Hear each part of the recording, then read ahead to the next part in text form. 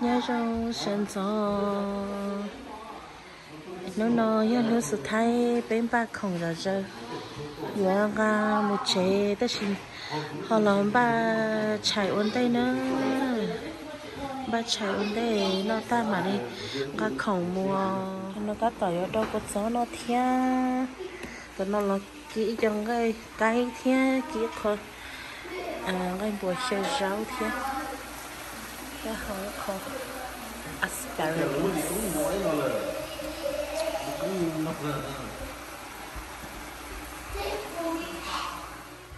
thế tôi cái cảnh ra ta nữa tôi ra ta tôi ra chơi ta yêu chơi lúc chuyện nó nhỏ nhỏ tôi giờ yêu chỉ cho các tôi bỏ lúc chuyện nó đối chân gì nữa để nấu tôi lon chơi tôi nhỏ để lúc chơi xứ sẽ được nhiều cũng ba nhà ta nó là nó nhắm luôn rồi cô nó nhắm luôn rồi không cũng ba trả ta lại thế nó nhắm luôn rồi không rồi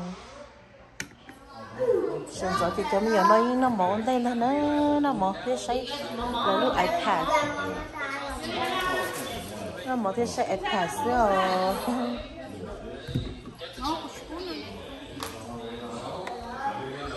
bây giờ rau cút tôi xìa thế cho nên mà cho không nó lo đi cái thứ nó đi kỹ chọn cái nó cả sẽ cái nó xài thì mới tù mù đó nó mò nó mò rồi sự thái rồi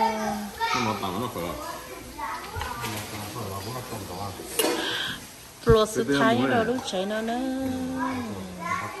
cái bài luôn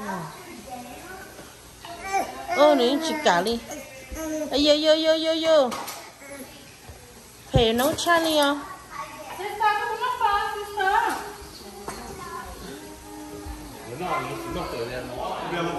ông cha có chả lắm bây giờ cha có tỏi cha ta nhé mình chỉ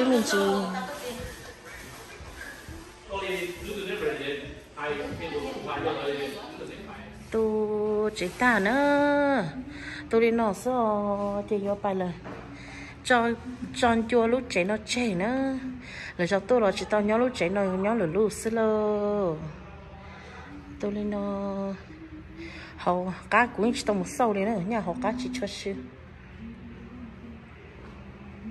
kịp bé dài mưa cho cá một vài một chạy nữa Isaac big hug say bye snowman Toby you have big hug for him I hugged him like 3 times already. Really? Yes. You hugged him 3 times. Bye, Snowman. I'm gonna give him a hug. Give him one last hug and we're gonna go. Hug Snowman. Ay, muna. Okay. You will pull it to Snowman. No? Snowman, stay, okay? Is this the new drug? I wish we can take him home. Yeah, I wish we can take him home too. But when we get to our house, he's probably gonna melt. It's best for him to stay here. So the next people that come stay here, they'll take good care of him. When the sun comes out and all the snow melt, he will probably melt. But he's happy that we made him.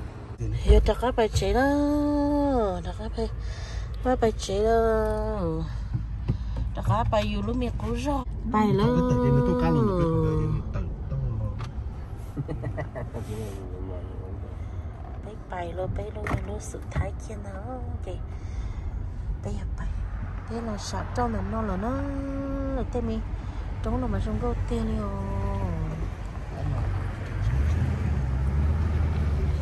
bây tôi son đờ bán cho nó chị là dưới cho hamburger cho mình nhỏ nó thia có dưới cho bây giờ lâu nó thia mà nó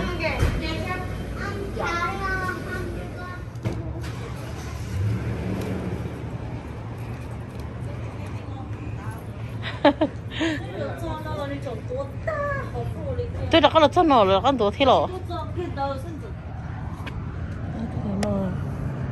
tôi là nó mỏ là à Dota Che, how many times did she puke on the way here? Like 4 times? Yeah, 4. Once at the gas station too, huh?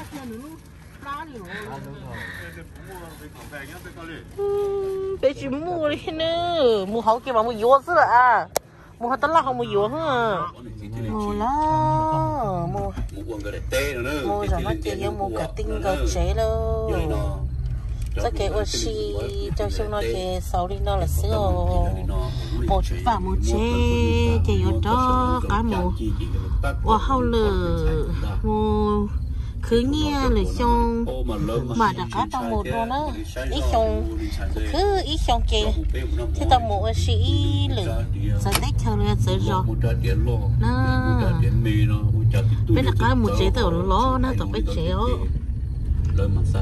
lo chỉ là thế này là mọi người cứ sáng nó sẽ chế được theo rồi tao cá một này thì nó do trâu mong cái chân lúa hình tu vấn thí đầu gì nữa người khổng lồ bỏ ôn chưa ra học garage này phải mà đi tua cái xin chỉ li nó sư tất cả là sao là rất dễ được chứ hiểu khó share bên nhau lo mà xin chỉ đùa